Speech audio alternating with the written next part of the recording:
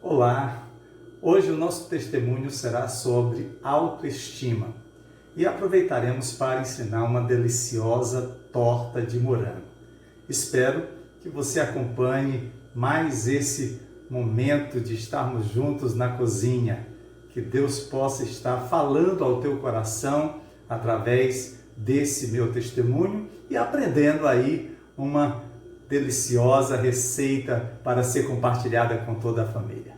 Vamos começar? Para a nossa receita, nós vamos inicialmente precisar de uma colher de manteiga.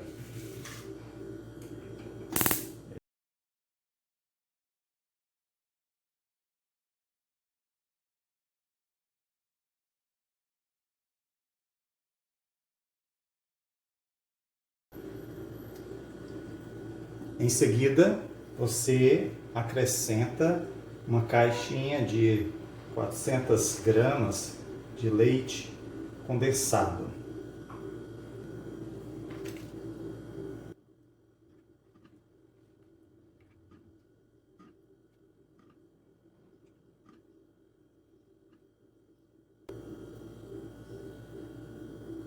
Acrescenta coco ralado.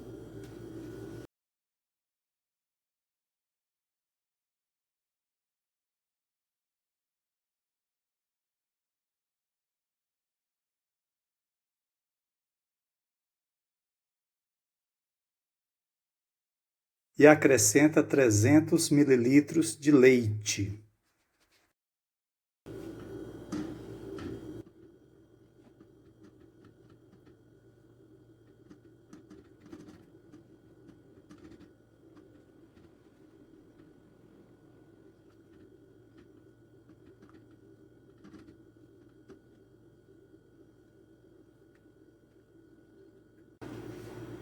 Esse aqui é o ponto, é quando a massa já está soltando do fundo, tá certo?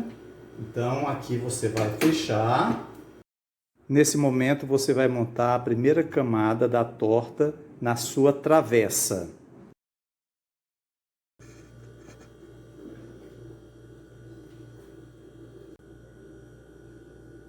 Agora você vem com o morango e espalha em toda a massa.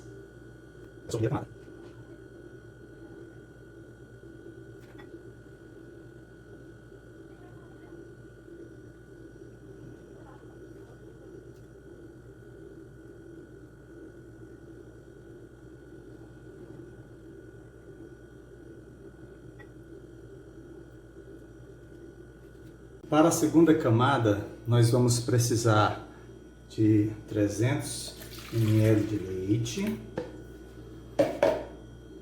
uma caixa, aproximadamente 400 gramas de leite condensado,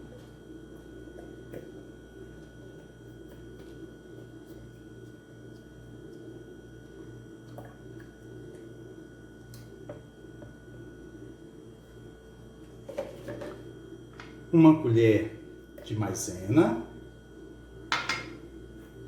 e uma bandejinha de morango.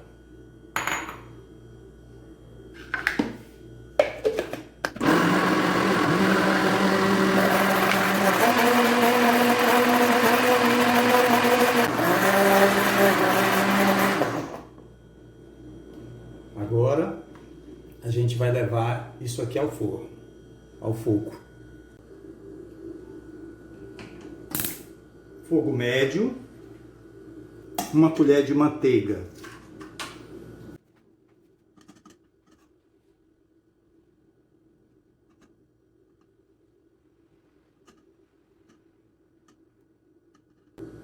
Você então vem com aquela massa que você passou no liquidificador de morango, leite, leite condensado e a maisena.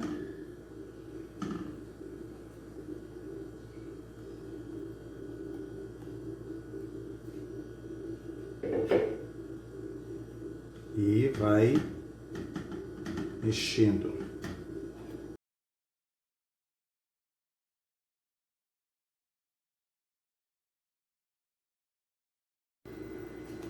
Esse é o ponto, é quando ele já começa a borbulhar, tá certo?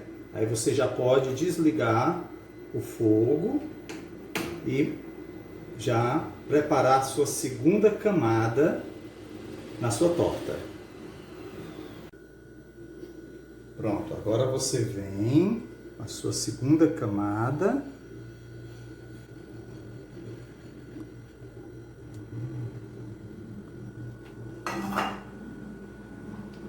Espalha toda. E aí você vem agora com o morango.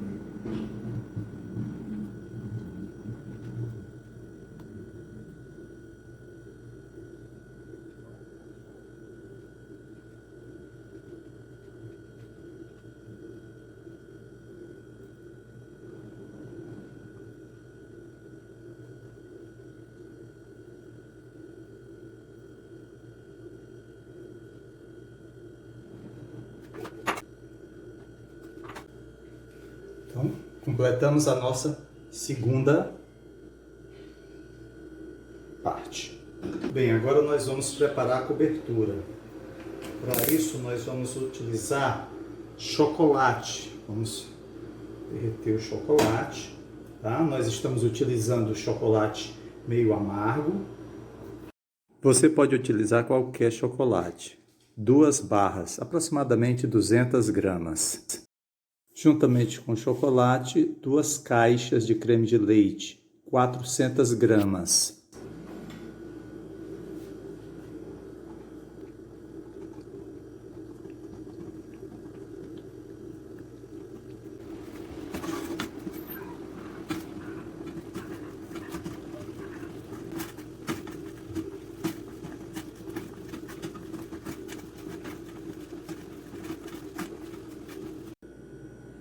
Agora nós vamos à cobertura da nossa torta.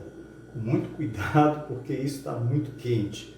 E aí a gente vai então colocar toda a cobertura de chocolate sobre a nossa massa.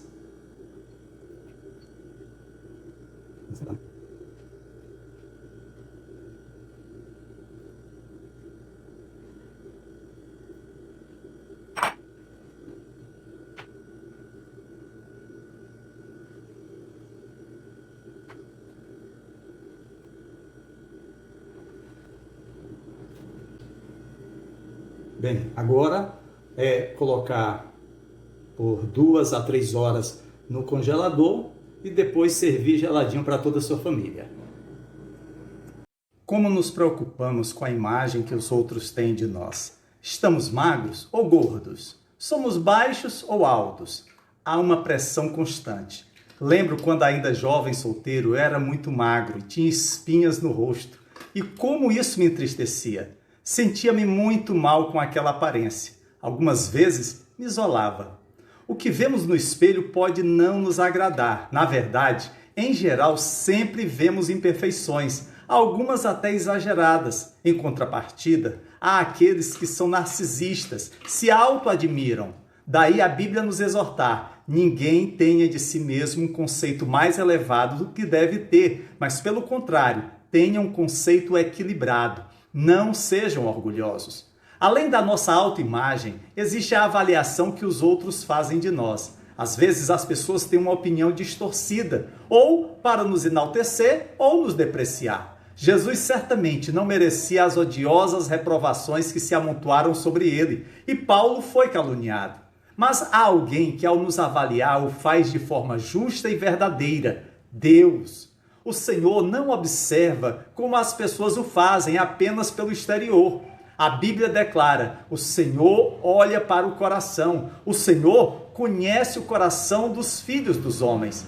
Essas 3 visões vão dar a forma de nossa imagem, do nosso amor próprio. É importante que se tenha uma visão saudável de si mesmo. Jesus disse que devemos amar nosso próximo como a nós mesmos. Isso implica um conceito sólido de autoestima, de se amar. Infelizmente, porém, alguns parecem nutrir uma apreciação muito pobre de si mesmos, tanto que acabam por impedir seu serviço efetivo a Deus e atormentam sua vida com muitas infelicidades. Acredito que as Escrituras abordam esse problema e oferecem esperança para aqueles que estão com baixa autoestima. Há alguns fatores que concorrem para que isso aconteça. Primeiro, características físicas. Muitas pessoas têm problemas de estima pessoal devido ao que consideram características físicas pouco atraentes. Podem se sentir muito pesadas ou magras, ter uma pele ruim, dentes tortos e muito mais. É mais provável que todos nós tenhamos traços físicos que gostaríamos de alterar se fosse possível. Mas a verdade é que, embora as características físicas possam causar uma impressão inicial nos outros, elas são rapidamente subordinadas às qualidades da personalidade. Alguns que são bastante atraentes fisicamente têm um temperamento tão desagradável que as pessoas não gostam de ficar perto deles. Outros, que são um pouco mais simples, porém têm muitos amigos devido à sua inteligência, seu charme, compaixão ou profundidade espiritual. Segundo fator, falta de educação. Alguns se sentem mal por causa de sua educação formal limitada. Mas se lembre que algumas das pessoas mais sábias e proeminentes da história não foram privilegiadas com uma abundância de escolaridade formal. Abraham Lincoln passou menos de um ano na sala de aula, mas foi reconhecido como um líder brilhante. Enquanto que algumas das pessoas mais estúpidas da história foram carregadas de educação. A expressão idiota educado não surgiu do nada. E, acima de tudo, nunca é tarde para aprender. E o conhecimento da palavra de Deus é o melhor depósito de informações que alguém pode possuir. Terceiro fator que pode gerar baixa autoestima: circunstâncias trágicas do passado. Por exemplo, uma pessoa pode ter sido gerada como um resultado de um estupro e, portanto, nutrir repulsa por si mesma. Algumas crianças sofrem de baixa autoestima por causa das ações violentas de seus pais ou de pessoas muito próximas. Não é raro que um pai ou cônjuge repreenda um filho ou companheiro de maneira persistente e cruel, de modo que o sentimento de valor pessoal da vítima torna-se quase nulo. Um marido indiferente pode dizer à esposa que ela é feia, gorda, estúpida ou preguiçosa. Uma surra com palavras pode ser tão devastadora quanto a brutalidade física. Críticas constantes e severas também podem ferir o senso de orgulho pessoal. Quarto fator: pecado. Uma das causas mais importantes de baixa autoestima é o envolvimento em pecado pessoal. O pecado deixa cicatrizes terríveis. Às vezes acontece que aquele que ama profundamente a Deus e se esforça para atingir a maturidade espiritual, em um momento de fraqueza cairá em alguma forma terrível de pecado. O golpe esmagador de tal transgressão pode ter efeitos duradouros que debilitam tanto a pessoa que ela tem muita dificuldade em recuperar o senso de dignidade cristã, especialmente se outras pessoas souberem da transgressão. A Bíblia nos fala da agonia da alma de Davi após seu trágico pecado com Batseba. Seu corpo definhou e ele gemeu ao longo do dia. Não houve alívio para seu espírito perturbado, nem de dia, nem de noite, até que ele reconheceu seu pecado e permitiu que Deus tirasse sua dor. Ceder ao mal pode roubar da consciência aquela sensação de bem-estar que Deus deseja que tenhamos. Mas existe um remédio para tratar este mal. Um remédio que permite a alguém a oportunidade de recapturar o seu senso de alegria e propósito. E esse remédio é Jesus. Vivemos em uma sociedade que apregoa que o objetivo da vida é atingir uma grande autoestima, uma autoimagem que se destaque e seja notada. Em vez disso, a Bíblia nos mostra que o objetivo da vida cristã é negar-se a si mesmo e tomar a sua cruz. Isso significa que a saúde espiritual deve ser encontrada na negligência ou na autodepreciação? Certamente que não. Como seres feitos à imagem de Deus, como moradas do Espírito Santo e como filhos do Rei, devemos nos dar ao cuidado, à dignidade e ao respeito próprios de nossa criação, mas não como um fim em si mesmo. Fazemos essas coisas como um transbordamento de nossa devoção a Cristo. Ao negarmos a nós mesmos na busca do Senhor, nos encontramos ainda mais. O livro de Cantares de Salomão nos lembra que o negar-se a si mesmo é fruto do amor. Quando você se apaixona por outra pessoa, sua atenção é arrebatada. Seus cuidados não estão mais presos a si mesmo, mas envolvidos em seu amado, em sua amada. Da mesma forma, a resposta para a baixa autoestima não é um foco maior em si mesmo, mas se apaixonar perdidamente por Cristo. Meditando no Evangelho, lamentando o pecado pessoal, lembrando-se do amor do Salvador e pedindo que sua graça seja derramada sobre você, isso fará com que você esteja arando o solo do qual o amor possa florescer.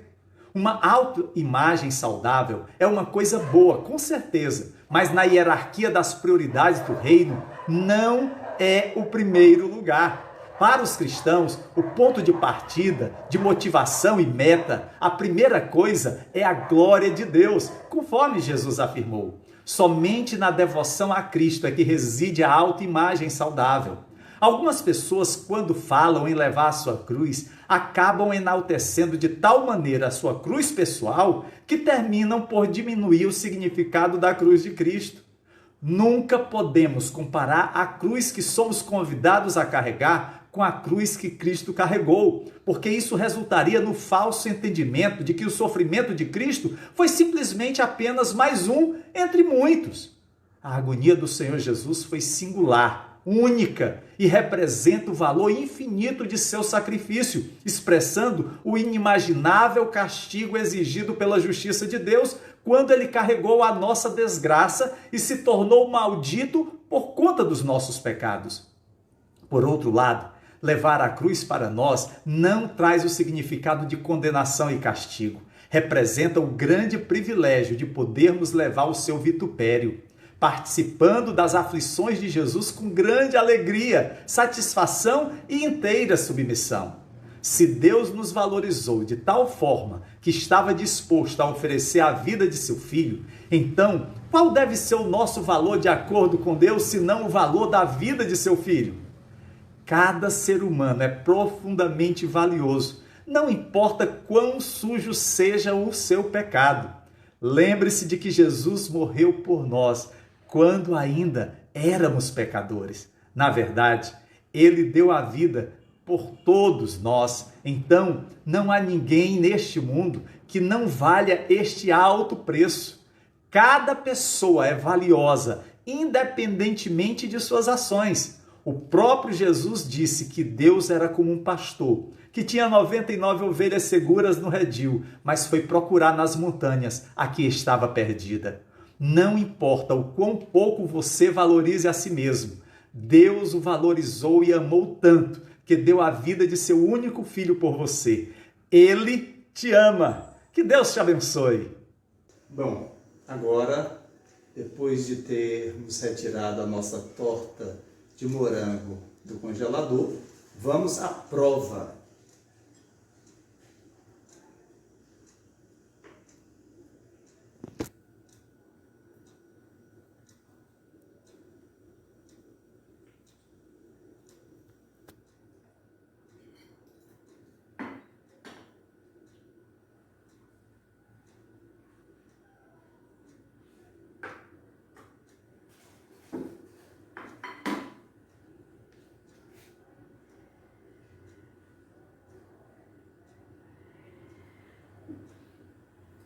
Tudo de bom.